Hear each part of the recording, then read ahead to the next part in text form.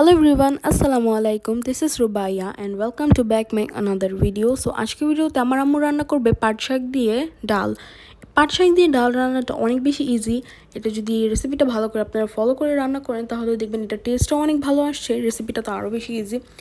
এর জন্য ফার্স্টে একটা প্যানের ভিতরে তেল দিয়ে নিতে হবে, তারপরে পেঁয়াজ রসুন দিয়ে ভালো করে পেঁয়াজ রসুনটাকে ভেজে নিতে হবে। একদম যখন পর্যন্ত না পেঁয়াজটা রসুনটা একদম ব্রাউন কালার হয়ে আসছে, ঠিক এইরকম কালারটা। তারপরে যখন পেঁয়াজ আর রসুনটা এরকম কালার হয়ে যাবে তখন এর মধ্যে ডালগুলো দিয়ে দিতে হবে। ডালগুলো দিয়ে এখানে আমাদের কাঁচামরিচ দিয়ে দিতে হবে পরিমাণ মতন। আপনারা ঝাল যতটুকু খাবেন ততটুকুই কাঁচামরিচ দেবেন, এটা আপনাদের উপর ডিপেন্ড করে। তারপর এখানে আদা রসুন বাটা দিয়ে দিতে হবে। আদা রসুন বাটা দেওয়ার পরে এখানে লবণ দিয়ে দিতে হবে পরিমাণ মতন।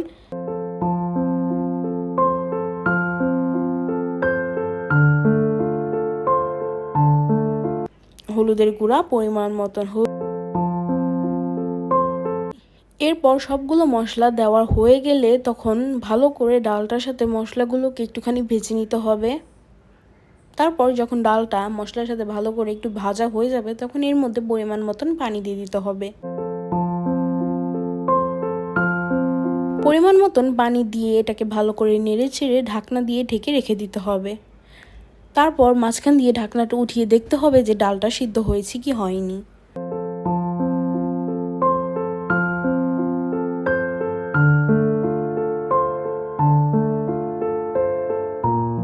তারপর ডালটা যখন এরকম সিদ্ধ হয়ে যাবে তখন এর মধ্যে শাকগুলো দিয়ে দিতে হবে। শাকগুলো দিয়ে ভালো করে নেড়ে ছেড়ে তারপরে ঢাকনা দিয়ে ঢেকে আবার রেখে দিতে হবে। শাকটা সিদ্ধ হওয়া পর্যন্ত ওয়েট করতে হবে।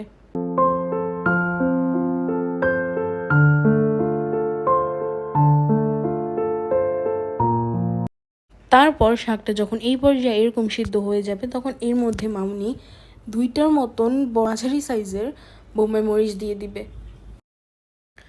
ডালের মধ্যে এই বোম্বাই মরিচটা ইউজ করলে ভাতের টেস্টটাই আলাদা হয়ে যায়। ভাতের সাথে যখন বোম্বাই মরিচটাকে ডলে তারপর ভাতের সাথে ডালটা দিয়ে খাওয়া হয় তখন এত ভালো টেস্ট আসে, জাস্ট বলার বাহিরে।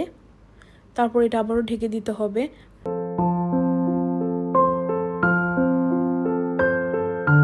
অ্যান্ড ডালটা একদম প্রায় শেষের দিকে। অ্যান্ড আজকের মতন এখানেই বিদায় নিচ্ছি। দেখা হবে অন্য কোনো ইন্টারেস্টিং ভিডিওতে। আশা করি ভালো থাকবেন, সুস্থ থাকবেন আর আমাদের জন্য দোয়া করবেন। আল্লাহ হাফেজ।